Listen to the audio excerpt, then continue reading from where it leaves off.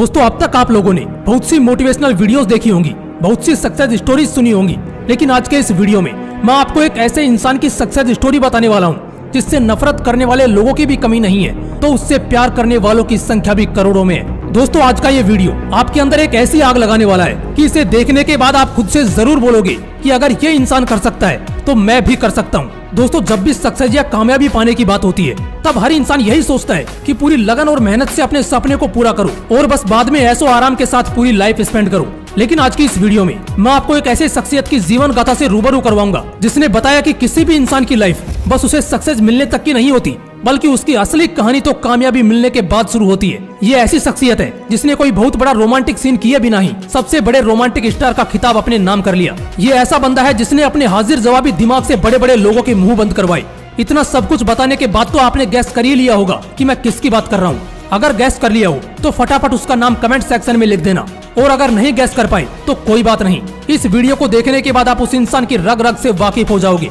So let's start the video. दोस्तों कहते हैं कि अगर किसी चीज को पूरी शिद्दत से चाहो तो पूरी कायनात उसे तुमसे मिलाने की कोशिश में लग जाती है। इसमें कोई दो राय नहीं है कि अगर तुम किसी चीज को बेइंतहा चाहते हो तो वो एक ना एक दिन तुमको मिलनी ही है। लेकिन इसके लिए हमें एक बहुत ही कठिन राह तय करनी पड़ती है, जिसमें हमें एक ऐसी नदी को पार करना पड़ता है जिसे किसी भी तरह की कश्ती या नाव के जरिए पार नहीं किया जा सकता। इसे सिर्फ अपने सपने के प्रति हमारी मेहनत और लगन की बदौलत ही पार किया जा सकता है। अगर हम इस चीज में फेल हो गए ना तो फिर कितना भी बड़ा लक्ष्य क्यों ना हो, उसे किसी भी कीमत पर हासिल नहीं किया जा सकता। और यह जो अपना सपना पूरा करने का पहला पड़ाव होता है ना, इस पहले पड़ाव में ही ज्यादातर लोग हार मान लेते हैं। सक्सेसफुल होने के बाद का पड़ाव तो दूर ही रह जाता है। हमारे आज की कहानी के हीरो ने दोनों पड़ाव देखे हैं और इन दोनों ही पड़ाव में वो पूरी तरह सफल भी रहा, और न सिर्फ सफल रहा बल्कि लोगों के लिए एक मिसाल बन गया। दोस्तों ये कहानी शुरू होती है 2 नवंबर 1965 को, जब देश की राजधानी दिल्ली के एक मिडिल क्लास फैमिली में एक लड़के का जन्म होता है। ये लड़का बचपन से ही एक टैलेंटेड होनहार स्टूडेंट था। ये पढ़ाई के साथ साथ स्पोर्ट्स में भी टैलेंट से भरपूर था। स्पोर्ट में तो ये इतना बेहतरीन था कि अपने स्कूल के सबसे बेस्ट प्लेयर का अवार्ड इसने अपने नाम किया था। इसने मन ही मन ठान लिया था कि करियर बनाना है तो स्पोर्ट्स में ही बनाना है। इस सपने को पूरा करने के लिए वो रोज कड़ी मेहनत करने लगा। उसे दिन रात सोते जागते बस एक ही सपना आता कि वो एक बहुत बड़ा स्पोर्ट प्लेयर बन गया है। लेकिन एक दिन उसके इस सपने पर पानी फिर गया जब प्रैक्टिस करते वक्त उसको बुरी तरह चोट लगी। यह चोट इतनी बड़ी थी कि वह फिर कभी स्पोर्ट में वापसी नहीं कर सकता था। दोस्तों दुनिया में हर इंसान की लाइफ में एक ऐसा मोड़ आता है जब लगता है कि सब कुछ तबाह हो गया है, और इसी मोड़ पर ज्यादातर लोग हार मान लेते हैं। लेकिन हमारे हीरो में कुछ खास बात थी। जिंदगी से इतनी बड़ी ठोकर खाने के बावजूद वो रुका नहीं। उसने खुद के अंदर छिपे दूसरे हिडन टैलेंट को खोजना शुरू किया और उसे इसमें कामयाबी मिल भी गई। उसने खुद में पाया कि वो एक रियल लाइफ हीरो जरूर बन सकता है, मतलब फिल्मों की दुनिया में अपना करियर बना सकता है। इस सपने को हकीकत बनाने के लिए उसने थिएटर ज्वाइन किए और इतनी मेहनत की कि वहाँ उसके टैलेंट का जादू सिर चढ़ के बोलने लगा। लेकिन इसी बीच उसके पिता की मौत हो गई और उस वक्त उसकी उम्र थी मात्र 16 साल। जरा सोचो, एक 16 साल का लड़का जिसका बाप मर गया हो, वो आगे अपनी जिंदगी में क्या एक्सपेक्ट करेगा। दोस्तों सफलता की रेस में जिंदगी बीच बीच में ऐसे हथौड़े मारती है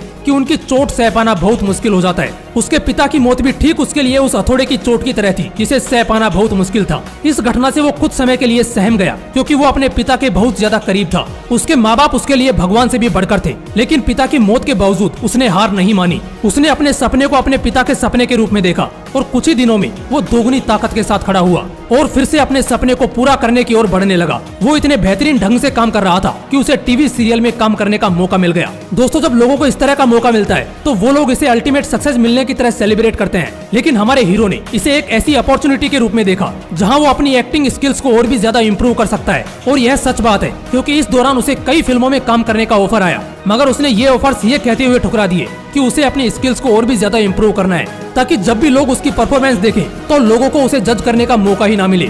इसलिए वो टीवी सीरियल्स में ही काम करता रहा। लेकिन इसी दौरान उसकी माँ ने भी दुनिया को अलविदा कह दिया।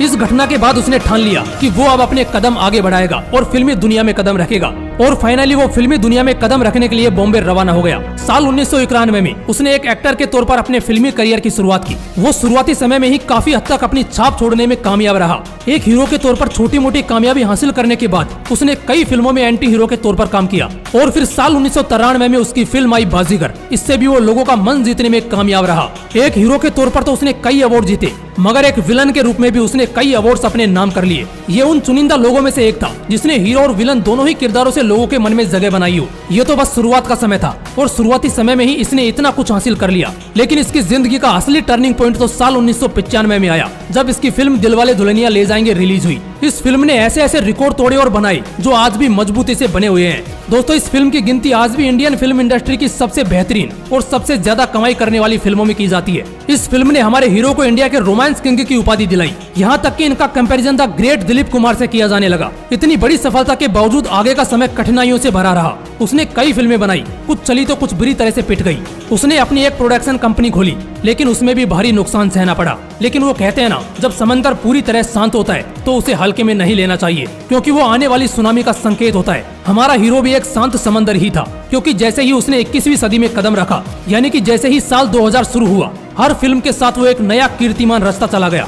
उसने रोमांटिक से लेकर रोबोट ऐसे ऐसे कैरेक्टर्स किए जिन्हें आज भी जब देखा जाता है तो तालियां और सीटियां बजती है। एक प्रोडक्शन कंपनी खोल के नुकसान उठाने के बावजूद उसने हार नहीं मानी थी। उसे अपने बिजनेस माइंड पर पूरा विश्वास था, इसलिए उसने साल 2004 में फिर से एक प्रोडक्शन कंपनी बनाई। दोस्तों, आपको विश्वास नहीं होगा, लेकिन आज ये कंपनी इंडिया के सबसे बड़े प्रोडक्शन हाउसेज में से एक है। ये कंपनी बड़ी बड़ी फिल्मों में VFX वर्क का भी काम करती है। और आज की बात करें तो ये इंसान दुनिया का तीसरा सबसे रिचेस्ट एक्टर है। दोस्तों, अब तक तो आप लोग समझ ही गए होंगे, ये कहानी थी किंग ऑफ बॉलीवुड और किंग खान के नाम से जाने जाने वाले बॉलीवुड सुपरस्टार शाहरुख खान की। इतनी बड़ी सक्सेस हासिल करने के बावजूद ये इंसान आज भी इसे सक्सेस के तौर पर नहीं देखता। उसका कहना है कि सक्सेस को हासिल करना तो बस एक मामूली सी बात है, असली परीक्षा तो सक्सेस को अचीव करने के बाद उस सक्सेस को बनाए रखना है। खुद ही सोचो यार, जो इंसान जीरो से उठकर दुनिया का सबसे धनी हीरो बन सकता है, तो तुम क्यों नहीं। इसलिए खुद पर विश्वास रखो, खुद की क्षमताओं पर विश्वास रखो, फिर देखना आप एक दिन जरूर कामयाब हो जाओगे। अगर वीडियो अच्छा लगा तो इसे अपने दोस्तों के साथ जरूर शेयर करना। और अगर अभी तक आपने मोटिवेशनल विंग्स को सब्सक्राइब नहीं किया है तो ऐसे ही पावरफुल मोटिवेशनल वीडियोस के लिए इसे सब्सक्राइब करके बेल आइकन जरूर दबा लेना।